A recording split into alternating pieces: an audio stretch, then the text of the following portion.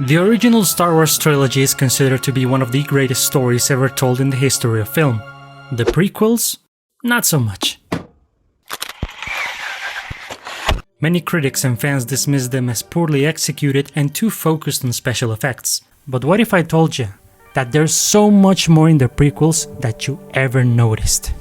As a kid, I loved all the Star Wars movies, even the prequels. But as I grew older, I let popular opinion sway me, and I started seeing the prequels as mere meme material with wooden dialogues. However, one day I decided to question my beliefs. So, I delved into an analysis of the prequel trilogy, and what I discovered actually surprised me. And guess what? I'm going to share it with you. The prequels not only delve deeper into the Star Wars universe, but their storytelling and influence on modern cinema make these movies way better than most people think. Seriously. The point is, it's like if you paint your house white, and somebody comes along, well, that should be a greenhouse. Well, fine, but I wanted to paint it white. I don't think there's anything wrong with painting it white. I don't think there's anything wrong with me for painting it white. Maybe it should be a greenhouse. But I didn't want it to be a greenhouse. I wanted it to be a White House. In this video, I won't turn a blind eye to the flaws of the trilogy. But at the same time, I won't repeat the same talking points discussed over and over again in thousands of other videos. Instead, I want to tackle a misconception many people have when analyzing and appreciating a work of art, or in this case, a movie. To truly understand a piece of art, we need to ask ourselves what the author intended to achieve and if their execution reflects that goal. It's not about how we would have done it ourselves or if it meets our personal expectations. This is the right way to approach film analysis, a method often applied to art house cinema but curiously overlooked in the context of Star Wars. Why is that? Well, it's because most people don't take the saga seriously, and I get it. Many have been conditioned to view movies as mere entertainment or a way to pass the time. Besides, modern franchises are churned out by corporations catering to the lowest common denominator or the average fan, rather than following the artistic vision of their creator. So for this kind of audience, why should they care about what someone like George Lucas had to say? Sometimes we forget that Star Wars came into existence as a personal expression of Lucas himself, and he had creative control over the story he wanted to tell. He wasn't dependent of the executive's opinions or the studio's economic or ideological interests. And here comes a hot take. Though it might be hard for some to accept it, Star Wars, at its core, is auteur cinema. So let's start from there. After the huge success of the original trilogy, George Lucas sought to complete the story he began telling in 1977. To do that, he decided to go back in time and reveal how Darth Vader became one of the most iconic villains in film. However, when he told the executives at Fox and some people at Lucasfilm that he intended to start the first movie with a 10-year-old Anakin, they thought he was crazy. In the book Star Wars Archives, 1999-2005, George had this to say about that particular moment. I told the people at Lucasfilm that they had to face the reality that I'm making a movie no one wants to see. But I want to tell that story. I have more interest in telling the story than in creating a franchise that tells the same story over and over again. And thus, the tragedy of Darth Vader was born, a narrative crafted over 3 movies, depicting the fall of the young Jedi to the dark side. To bring this epic tale to life, Lucas sought inspiration from the oldest and most mythical stories of humanity. For instance, Anakin's Immaculate Conception in Episode 1 bears resemblance to the biblical story of the birth of Jesus Christ. Even the choice of the planet Mustafar as the place where Anakin loses everything he loves and transforms into Darth Vader is a representation of hell. In fact, this shot of Anakin is a clear reference to Alexander Cabanel's painting of the fallen angel. It's no coincidence.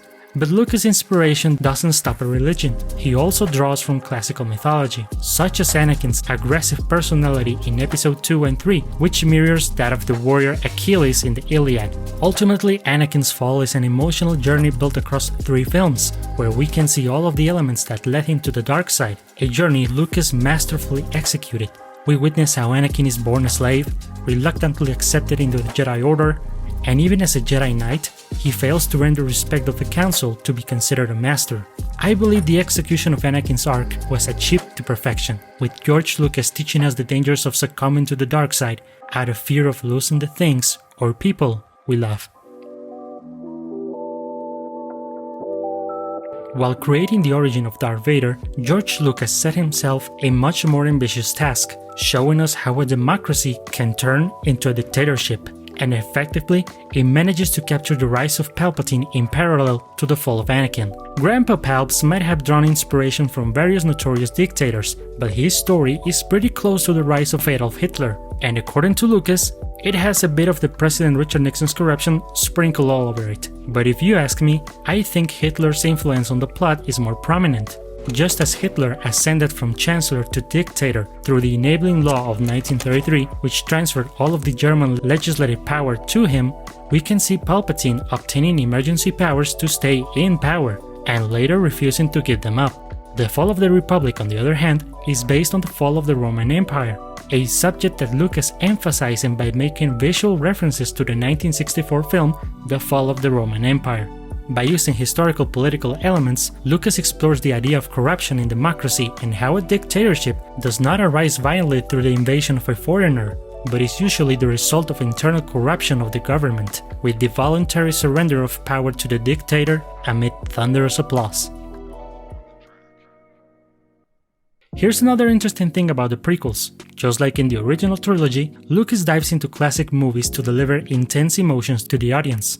It's not just a nod to the past, it's a masterful blend of old and new that creates a unique and thrilling storytelling experience. In fact, I won't be able to show you every single reference that Lucas made in the prequels because this video would be easily an hour long. But as you can see, Lucas possesses an encyclopedic knowledge of film, and he uses it masterfully to craft his epic tale in a very unique and exciting fashion. It's George's homage to every film that he ever loved. George loves films, and that's what this film is about, is movies.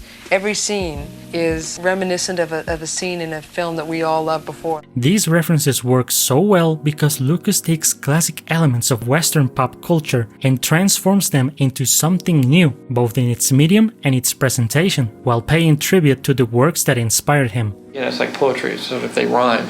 By the way, that's what George means with that quote, inciting works as tools of the artist to connect themes and feelings, not only repeating dialogues and situations in the most plastic way possible, as Disney would make you believe. While some might not fully appreciate the visual legacy of the prequels, they can at least admit that they have great action sequences and memorable scenes. And at the same time, the vast majority also agree on one of the most criticized aspects of the trilogy, the dialogues. So yeah, it's time to talk about this. I don't like sand. It's coarse and rough and irritating, and it gets everywhere. What the hell is even that? Okay, I won't pretend these dialogues would make Aaron Sorkin not in agreement. Hayden Christensen might have seemed like he was reading off a cue card, and those romantic scenes in episode 2 were as cheesy as it gets. Furthermore, if we compare these dialogues to its contemporaries or with today's movies, you can't deny that the prequels' dialogues stand out for all the wrong reasons. But what if I told you that this was intentional? Once again, we have to know the author's intention, and for the vast majority, it is easy to criticize this type of dialogue because they do not know the type of movies that inspired Star Wars. George Lucas himself said this. It is presented very honestly, it isn't tongue-in-cheek at all, and it's played to the hilt, but it is consistent, not only with the rest of the movie but with the overall Star Wars style. They don't get that there's an underlying motif that is very much like a 1930s western or Saturday matinee serial. It's in the more romantic period of making movies and adventure films, and this film is even more of a melodrama than the others. I'll tell you this. Watch any movie from the 40s and 50s and tell me if the dialogues doesn't sound very similar to those of Star Wars. Now, could they be better executed? Of course, but there's a clear artistic intention behind them. Sure, the prequels got some flack for the use of CGI, but you can't deny that Lucas's company, Industrial Light and Magic, laid the foundation for the modern blockbusters we see today, heavily relying on those effects. How so? For starters, Jar Jar Binks, for better or worse, was a groundbreaking character, being the first ever CGI character brought to life through motion capture, interacting with real actors in a live-action movie. A revolutionary concept that we see in today's movies. Simply put, without Jar Jar, we couldn't have characters like Gollum, Caesar, or Jake Sully. So thanks, Jar Jar.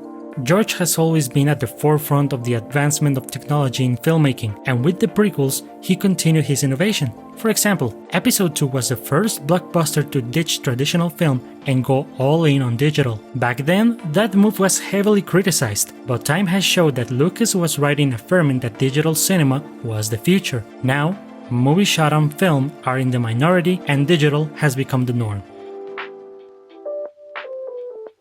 As I mentioned earlier, George didn't want to play it safe with audiences or recycle his own story. The prequels expanded the Star Wars world building big time, exploring new cultures and worlds like Kamino, Utapau, and the Flying City of Coruscant. Each place had its unique ecosystem, showcasing the galaxy's diversity, way better than what we got with the sequels, where they just renamed planets we've already seen. But the most interesting aspect was the exploration of crucial themes like political corruption, power, and the loss of innocence. Lucas weaved these themes into the Galactic Society and the trilogy's central characters, and with Anakin's journey, the connection to the original trilogy hits you right in the feels, as we now know his full story of rise, fall, and redemption. So yeah, the prequels took some punches in the past, but over time, they've gained recognition for their audacity and ability to tell an emotional and exciting story. Plus, unlike that other trilogy, they were actually a well thought out narrative. I hope that with this information, you can appreciate these movies in a way that you haven't before, and next time you see them, you can see all that is behind George Lucas's vision. So I guess in the end, my 10-year-old self might not have been far off the mark after all.